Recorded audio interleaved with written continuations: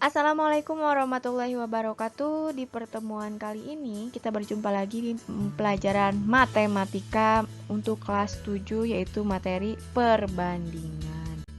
Oke. Perbandingan itu apa saja yang akan kita pelajari? Yang pertama, menyederhanakan dua perbandingan. Yang kedua, menentukan perbandingan atau rasio sejenis dengan satuan yang sama. Yang ketiga, perbandingan atau rasio besaran sejenis dengan satuan berbeda. Dan yang keempat yaitu perbandingan atau rasio besaran tidak sejenis. Oke. Materi perbandingan ini merupakan konsep perbandingan sangat sering kita gunakan dalam kehidupan sehari-hari. Misalnya, membandingkan umur, membandingkan ukuran benda, ataupun membandingkan harga dari suatu barang. Kemudian semua menggunakan konsep perbandingan.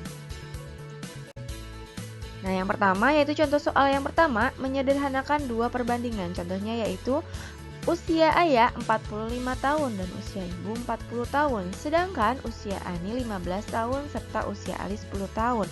Pertanyaannya, berapakah perbandingan umur mereka? Kita bandingkan yang pertama usia ayah dan usia ibu. Ayah itu 45, kemudian ibu itu 40. Kemudian kita bandingkan, setelah dibandingkan kita perkecil, berarti dibagi 5, dua-duanya dibagi 5. Ingat, perbandingan adalah dibagi dengan angka yang sama. Berarti hasilnya 9/8 untuk perbandingan usia ayah dan ibu. Kemudian usia Ani dan Ali yaitu 15 tahun dengan 10 tahun. Nah, berarti 15/10 kita bagi lagi 5 sama, yaitu jadinya 3/2. Nah, kemudian kalau perbandingan usia ayah dan Ali, berarti 45 tahun dengan 15 tahun kita perkecil lagi karena angkanya belakangnya 5, berarti sama-sama dibagi 5, yaitu 9/3 ketika dibagi 5, kemudian dibagi lagi, diperkecil lagi. Jadi sampai angkanya paling terkecil dan tidak bisa dibagi kembali. Seperti itu contoh yang pertama.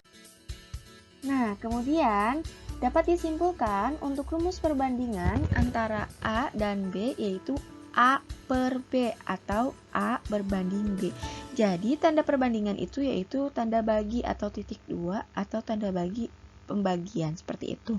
Oke, dari contoh yang tadi bahwa dapat ditentukan untuk membandingkan dua buah besaran perlu yang diperhatikan. Yang pertama, bandingkan besaran yang satu dengan yang lain. Yang kedua, samakan satuannya, dan yang terakhir, sederhanakan bentuk perbandingannya. Seperti itu ya, harus. Selanjutnya, di sini ada contoh soal yang kedua yaitu perbandingan atau rasio besaran sejenis dengan satuan yang sama. Di sini ada soal cerita, panjang coklat batang yang dimiliki Azkia 15 cm. Ini mohon maaf cm ya. Kemudian, sedangkan panjang coklat batang yang dimiliki Azni adalah 27 cm. Pertanyaannya, tentukan perbandingan panjang coklat Azkia dan Azni.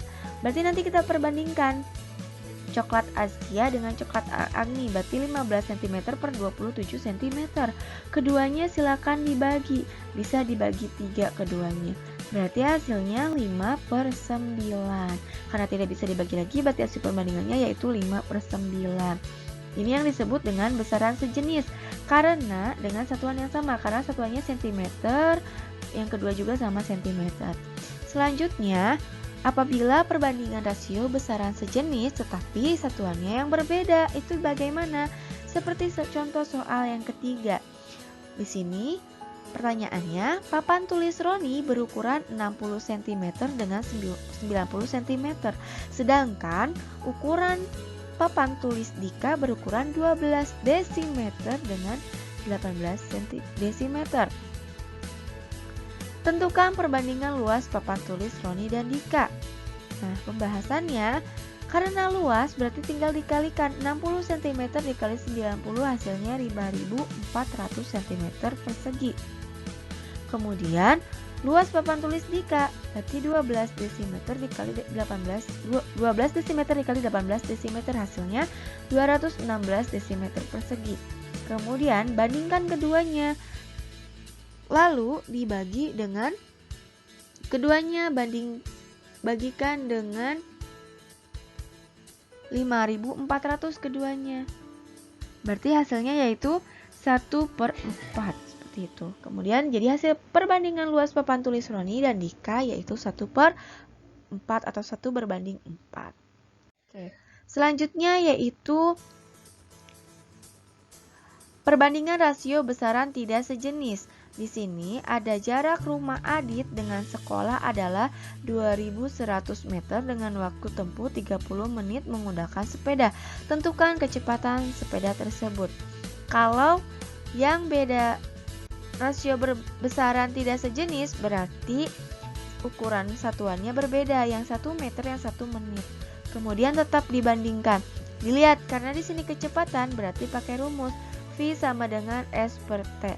V itu kecepatannya, S itu jaraknya, T itu waktunya.